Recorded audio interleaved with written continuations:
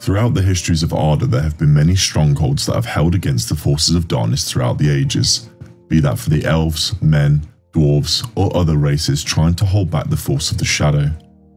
Many of the greatest and mightiest battles have taken place involving these locations, and today we're going to shed some light on some of the finest citadels erected by the fair elves, and their importance during the constant wars against the evils that have plagued Middle-earth since time immemorial.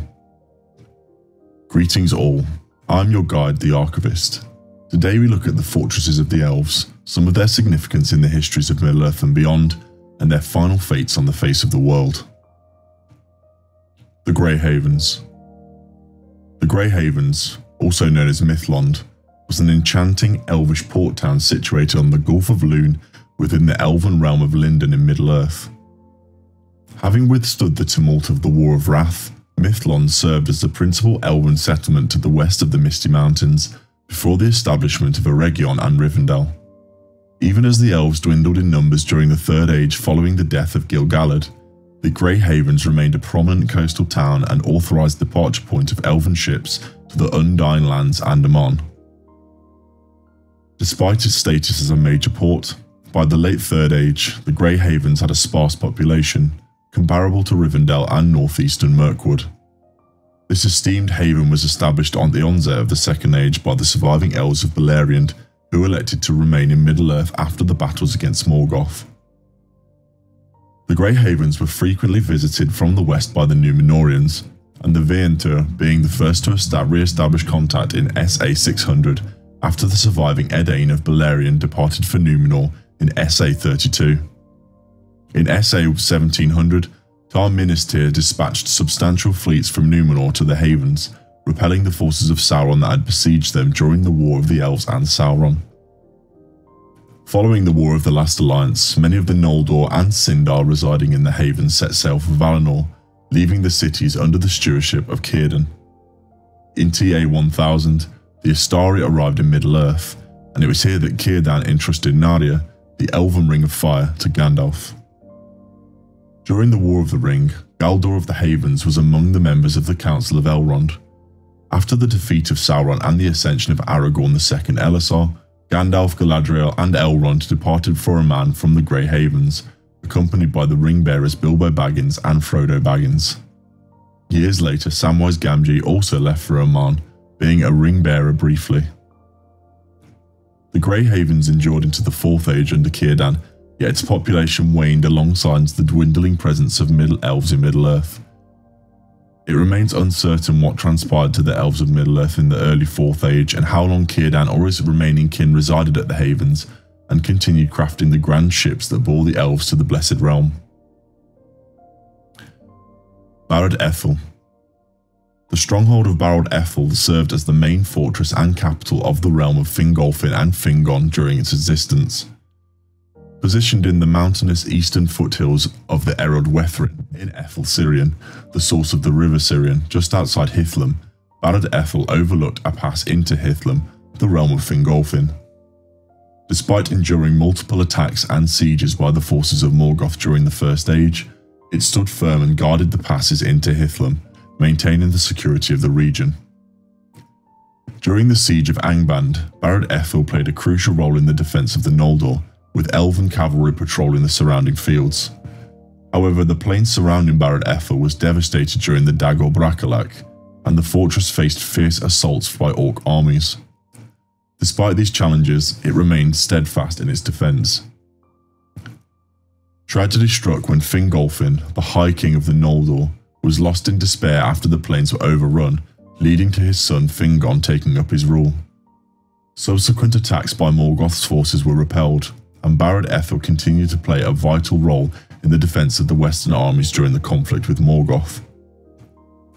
Ultimately, the fate of Barad Ethel during the Nirnaeth Anoediad remains unknown, but the destruction of Fingon's realm and the occupation of Hithlum indicate that the fortress at Ethel Sirion may have been captured or destroyed.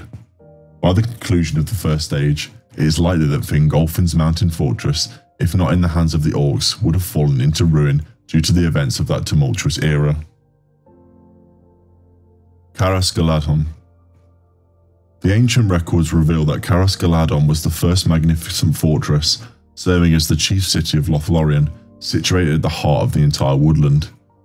Positioned in the Nath of Lorien, the central region of the Sylvan Elven realm, this fortress was constructed amidst the Malorn trees bestowed upon Galadriel by Gil-galad. It was notably the dwelling place of Celeborn and Galadriel. The circular layout of Caras Galadhon spanned approximately 3,000 feet from east to west and was enclosed by a wall of great earth, fortified by a substantial moss-covered moat. Moreover, a lengthy stone road outside the foss extended for many miles around the western perimeter of the city. Access to the city was granted through grand gates that faced southwest. The city was adorned with Malorn trees, amongst which the elves resided in flets atop the trees. Situated at the city's core, on the largest Malorn tree, was the flet of Celeborn and Galadriel, along with the chamber of Celeborn. Among the significant elements of the city were Galadriel's garden and her mirror, located in the southeastern quarter, which are prominently featured in the film adaptations and are repeatedly referenced. Historical accounts suggest that the construction of the city was likely initiated by the Sylvan-speaking Nandor elves, who initially inhabited the forest of Lorien during the Years of the Trees, under the starlight, and was possibly completed by the subsequent Sindarin lords of the city. Amdir and his son Amroth were succeeded by Celeborn and his spouse, Galadriel, who transformed the city into a serene yet secluded elven sanctuary. During the War of the Ring, the Fellowship of the Ring journeyed through Lorien to Caras Galadhon, where they encountered the Lord and Lady of the Galadrim. At the time of the Siege of Minas Tirith, Lorien itself faced 3 sieges by Dol Guldur. In the Fourth Age, following Galadriel's departure from Lorien, Caras Galadhon was governed solely by Celeborn, serving as the capital of a Lorien that now encompassed both banks of the Anduin River. However, not long after, Celeborn himself departed to reside in Rivendell, leading to the city's abandonment. The circumstances surrounding this event remain unclear, particularly given that most of Lorien's inhabitants were Sylvan elves, and likely not predisposed to depart Middle-earth so soon after Sauron's downfall. Rivendell. Rivendell, also known as Imladris in Sindarin, was the name of a serene elven settlement in eastern Eriador and the surrounding valley. Established by Elrond Half-Elven, it initially served as a stronghold and refuge during the elves' early conflict with Sauron in the Second Age. Transitioning into the Third Age, it became a well-known peaceful sanctuary for the wandering elves, rangers of the north and other travellers. Some referred to it as the last homely house in the east of the civilized lands of Eriador, or the first homely house west of the wildlands of Rhovanion over the Misty Mountains. Nestled in a tranquil, secluded valley at the edge of a narrow gorge of the River Brunnen, Rivendell was cleverly concealed within the moorlands and foothills of the Misty Mountains. One of the primary routes to Rivendell passed through the nearby ford of Brunnen. Established during the War of the Elves and Sauron by Elrond, son of Eärendil, Rivendell was a response to the devastation wrought by Sauron in Eregion. Following the destruction of Eregion, Elrond, along with the refugees, was compelled to seek refuge northward in Rivendell or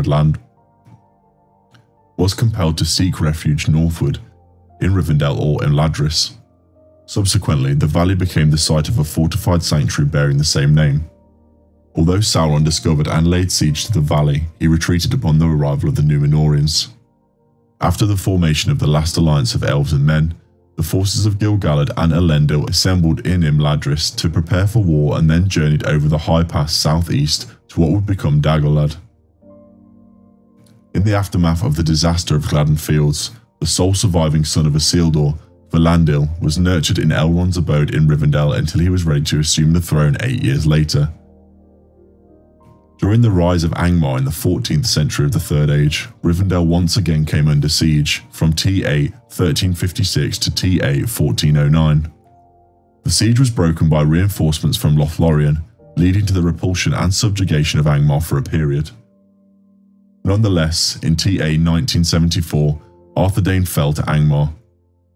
Elrond then dispatched Glorfindel and a group of elves to join forces with the armies of Eärnil II and Círdan, ultimately defeating Angmar for the good at the Battle of Fornost. Following the fall of Angmar, the heirs of Isildur sought shelter in Rivendell. During the quest of Erebor, Bilbo Baggins and the company of Thorin sought respite in Rivendell. Elrond interpreted the mysterious instructions inscribed in moon letters on Thror's map, guiding the party on entering the lonely valley after it had been claimed by Smaug. After their quest, both Bilbo and Gandalf returned to Rivendell. Years later, Frodo Baggins and his hobbit companions made their way to Rivendell, where they reunited with Bilbo, who had retired there after celebrating his 111st birthday. Several other elves, dwarves and men also converged on the valley for separate undertakings, ultimately leading to the formation of the Fellowship of the Ring, following the decisive Council of Elrond. Elrond departed the Valley of Rivendell in TA 3021, marking the end of the Third Age. Afterwards, Rivendell was for a time the resting place of his sons Elladan and Elrohir, and also of Celeborn. It is untold when the valley was finally abandoned. Elven King's Halls. The Elven King's Halls were located within a cave system in northern Mirkwood, serving as the residence for King Thranduil and many of the Elves of Mirkwood during a significant portion of the Third Age and onwards into the Fourth Age. Situated just inside the eastern border of Mirkwood along the northern bank of the Forest River, the expansive cave complex comprised numerous passages and spacious halls, distinguished for its superior safety compared to the goblin tunnels within the Misty Mountains. While the majority of the elves resided in the woods, the King's Halls doubled as his palace, treasure repository, and a stronghold for the elves during times of peril. The entry to the halls was guarded by massive stone doors imbued with magical protection. The grand throne room of Thranduil was housed within a cavernous hall, adorned with pillars hewn from solid rock. Lower levels accommodated prisoner cells, while the deepest recesses of the caves hosted the king's storerooms, strategically situated over an underground stream, enabling the effortless transportation of supplies to the Forest River through a gate sealed by a portcullis. Around TA 1050, a looming shadow began to envelop Greenwood, prompting its renaming to Mirkwood. Consequently, King Thranduil led his people to the northeast region of the forest, where he established a fortified complex and a series of grand subterranean halls. His vision for this endeavour was inspired by Thingol's halls at Menegroth in Doriath from the First Age, though it was envisioned to be less expansive.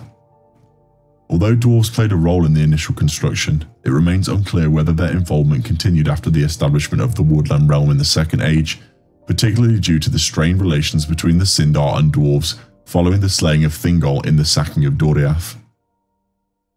In the autumn of TA 2941, Thorin and company found themselves in Mirkwood with no food left. They attempted to enter some woodland feasts but were repeatedly prevented from doing so. Eventually Thorin was captured and taken to Thranduil's halls, where he was interrogated by the king. When Thorin refused to answer, Thranduil had him locked in his innermost cell. Later, the 12 remaining dwarves, including Bilbo Baggins, were also taken by the elves and locked into the king's dungeon after facing similar treatment. Meanwhile, Bilbo, wearing the ring, managed to maneuver invisibly through the halls and discover an escape route through the cellars. By a stroke of luck, Bilbo found the keys to the dwarves' cells, freed them, and hid them in empty barrels in the cellar. Workers then rolled the barrels through a trapdoor as part of their routine. In TA 3017, Aragorn captured Gollum in the Dead Marshes and brought him to Thranduil's halls. The Council of Elrond mentioned that Gollum was imprisoned but had been allowed to climb a tree, with guards keeping watch. On June 20th, TA 3018, orcs attacked and Gollum disappeared. During the War of the Ring, Thranduil's realm was invaded, but on March 15, TA 3019, he emerged victorious over the forces of Dol Guldur in the battle under the trees. Following the defeat of Sauron, Thranduil's domain expanded to the mountains of Mirkwood. Himring. The hill known as Himring, located in the northeast of Beleriand, was the site of the fortress of Maedhros, the eldest of the sons of Feanor. Following the drowning of Beleriand at the close of the First Age, the peak of Himring remained above water, becoming known as Tol Himling. The construction of the fortress on Himring occurred when the sons of Feanor journeyed east after Thingol's discovery of the kinslaying. It served as the primary stronghold of Maedhros, who used it to defend the northeastern border area, later recognised as the March of Maedhros. Himring endured the Dagor Bracolach and provided refuge for many survivors from the neighbouring regions, including Maedhros' brother Maglor. It stood for countless years until the Nirnaeth Adonediad, however it is not mentioned in the published Silmarillion thereafter. The implication is that it was abandoned, as the Sons of Feanor likely lacked the resources to maintain it, even if they had chosen to. Following the War of Wrath, only the summit of the hill remained, appearing as a small island on the northwest coast. On the original maps accompanying the Lord of the Rings, it is labelled Himling. It was among the few high points of Beleriand to survive as islands, and was easy to identify, as it depicted on most maps in Middle-earth during the Third Age. Minas Tirith of the First Age. Minas Tirith, once a formidable watchtower and fortress located in the Isle of Tol Sirion, played a crucial role in guarding the pass of Sirion against the forces of Morgoth during the First Age. Constructed by Finrod Falagun in the late First Age to oversee Morgoth's activities in the northern plain of Ardgallen, Minas Tirith was entrusted to Orodreth, Finrod's nephew, who faithfully protected the Vale of Sirion for many centuries. However, in FA 457, Sauron invaded the stronghold following the Dagor Bracolach, leading to Orodreth's retreat to the south. Under Sauron's rule, the island was renamed Tolin Gawroth, and he began breeding and infusing large wolves with evil spirits, creating werewolves. During the quest for the Silmaril, Sauron imprisoned Beren and Finrod in the island, leading to a confrontation with Luthien and the Hound Huan. Ultimately, the Isle was cleansed and Sauron was defeated, resulting in the tower's ruins. Although the Noldor maintained control of the land around the Pass of Sirion for a few more years, they chose not to rebuild Minas Tirith. Gondolin. The beautiful city of Gondolin was a well-hidden sanctuary for the Elves, nestled in the heart of Beleriand in Middle-earth. Turgon the Wise, a revered Noldorin king, established this remarkable city during the First Age. Despite being in exile, Gondolin remained resilient for nearly 4 centuries during the Years of the Sun. The inhabitants of this splendid city were known as the Gondolindrim. According to the Silmarillion, the Valar Ulmo, Lord of Waters, divulged the whereabouts of the Vale of Tumladen to Turgon in a dream around FA 50. Guided by this divine intervention, Turgon journeyed from Nevrast and discovered the Vale in FA 53. Amon Gwared, a steep hill at the centre of the Vale, became the chosen site for the Grand City. Constructed in secrecy over 75 years, Gondolin was completed in FA 116. Turgon then led his people from Nevrast to reside in the hidden city, bringing with him a significant portion of the Noldor and the northern Sindar. Despite attempts to seek aid from the Valar in the west against Morgoth, the city remained isolated, surrounded by its protective mountains. After nearly 4 centuries, the city met its tragic fate when it was betrayed by Morgoth to Maeglin, Turgon's nephew, leading to its eventual ruin. Descriptions of Gondolin portray it as a place of extraordinary beauty, with trees paved from stone, elegant houses, and majestic towers built from white marble. The king's palace and its towering structure were the centerpiece, with fountains and gardens adding to the city's enchanting allure.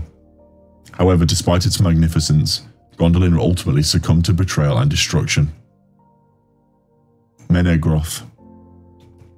Menegroth, also known as the Thousand Caves or Caves of Menegroth, stood as the capital city of Doriath during the First Age, housing King Thingol and Queen Melian of the Sindarin people. Menelrond, beautifully adorned, hosted Thingol's throne and served as the place where he delivered his judgments, ultimately meeting his demise in FA 502. The Sons of Feanor claimed the caves in their pursuit of one of the Silmarils before the War of Wrath, leading to the ruins of Doriath. Following the Battle of the Powers, the Teleri sought refuge in havens like Valas, or the forests of Region and Neldareth, whilst their leader Elwë, later known as Thingol, disappeared with Melian, only to reappear and urge the construction of a new fortress known as Menegroth of the Thousand Caves. With the aid of the dwarves of Belagost, the fortress was built into the western wall of a ravine about the river Esgaldwin, featuring numerous caverns and chambers adorned with carvings of beech and trees and birds. Menegroth and Doriath remained isolated due to Thingol's preference for peace and his disapproval of meddling in the affairs of the Noldor, aside from maintaining contact with his kin in Nargothrond. Despite the battles of Beleriand, Thingol abstained from involvement. In the 5th century of the First Age, Beren Akamion requested the hand of Thingol's daughter Luthien in marriage. However, Thingol demanded that Beren retrieve a Silmaril from Morgoth's Iron Crown as a condition for their union. Accompanied by Luthien, Beren succeeded in their quest to Angband but faced the grave consequences.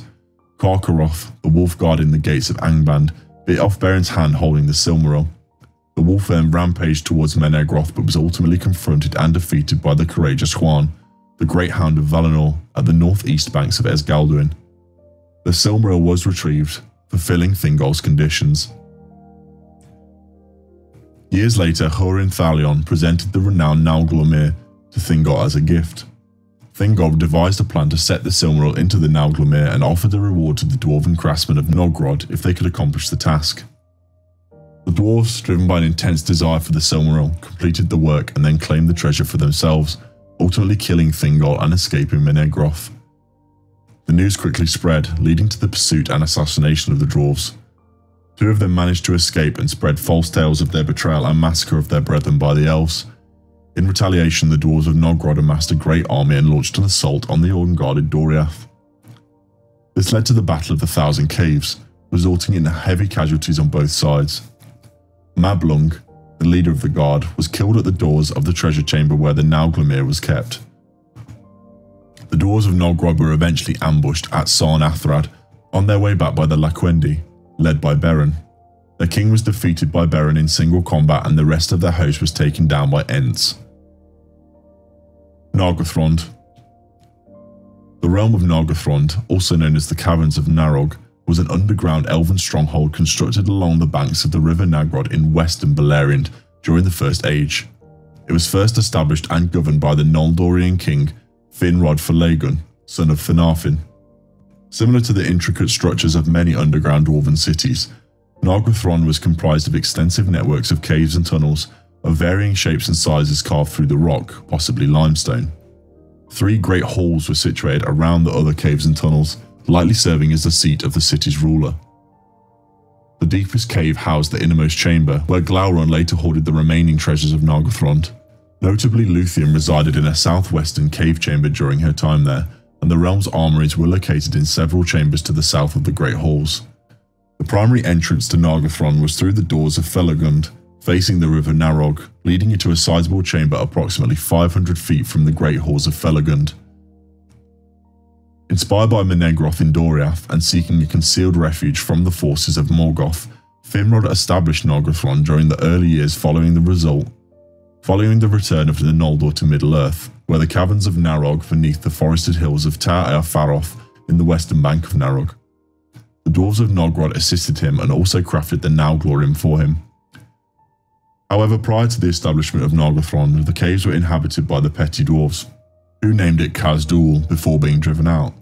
Initially, only a narrow path along the riverbanks provided access, but later a bridge was constructed across the Narog. Finrod ruled Nargothrond until he joined Beren on his quest for the Silmaril, thereafter being succeeded by his nephew Orodreth. Notably, the sons of Fëanor, Celagorm and Cerofin, resided in Nargothrond during this time and held significant influence over its populace, instilling fear and distrust of outsiders. Following reports of Finrod's demise, they were exiled in disgrace. Since its establishment by Finrod, the Elves of Nargothrond had engaged in a clandestine war against Morgoth, employing stealth and ambush tactics rather than open warfare. When Turin was led there by Gwyndor, he gained high regard from Orodreth, the king of Nargothrond, and advised a different strategy. Turin Turambar rose to become one of the principal leaders, urging the people to abandon their long-standing reproach and openly confront Morgoth. Turin convinced Orodreth to construct the Bridge of Nargothrond to facilitate swift movement of troops onto the battlefield. Orodreth built the bridge extending from his doors across the Narog and engaged in open warfare against Morgoth. Despite centuries of searching, Morgoth had been unable to locate the stronghold of Nargothrond, but now not only was its whereabouts exposed, but the new bridge was also eliminated the protection of the River Narog. Subsequently, Glaurung the dragon was dispatched from Angband with a horde of orcs to seize the city. After the defeat of Nargothrond's army at the Battle of Tumhalad in FA 495, Glaurung and his army advanced south, crossing the bridge, pillaged the city, either killing or enslaving some of its inhabitants. The survivors sought refuge in Doriath, leading to Thingol's awareness of the fall of Nargothrond. Glaurung then established himself as the Dragon King of Nargothrond until FA 499, when he journeyed northeast to Brethil to confront Turin Turambar, who ultimately slew him. Although the realm ceased to exist, Mim the petty dwarf laid claim to the caves and their treasures as recompense for the suffering of his people, until Húrin arrived and killed him for betraying his son. Subsequently, the treasure, including the Nauglamir, were taken by the elf kingdom of Doriath and presented to King Thingol. Eventually the caves were destroyed during the War of Wrath, along with all of Beleriand. Ostined-Edhil. Ostined-Edhil served as the thriving capital city of the elven realm of Eregion during the ancient days of the Second Age. The city was established by the Noldor in SA 750, strategically positioned at the convergence of the river Siranen and the Glanduin. To foster interactions between the dwarves and the elves, the Elven Way was built, extending all the way to the west gate of Khazad-dûm under the watchful gaze of the Misty Mountains. Celebrimbor, the esteemed founder and leader of the Gwaithir Myrdan, and the grandson of Feanor, governed the city. It was within Ostined-Edhil that the Noldor crafted the infamous rings of power with knowledge imparted by Sauron, masquerading as Anatar, giver of gifts. Unbeknownst to the Noldor, Celebrimbor foiled Sauron's intricate plan by concealing the rings, steadfastly refusing to surrender them. This led to the conflict known as the War of the Elves and Sauron, resulting in the utter destruction of Ostined-Edhil by Sauron's forces. Although the city lay in ruins after, its remnants endured into the Third Age. Nearly 3,000 years later, the Fellowship of the Ring stumbled upon the remnants of Ostined-Edhil as they approached Moria. As they passed through, Legolas discerned an ethereal message seemingly emanating from the stones, lamenting the loss of the elves of Eregion. Deep they delved us, high they built us, fair they wrought us, but they are gone. And so I have now covered the content for this video, but if there is anything that has been missed, please share them in the comments down below. If you enjoyed this content, please remember to like the subscribe and like waystones down below. Now Luiega Vanadvan, until we meet again.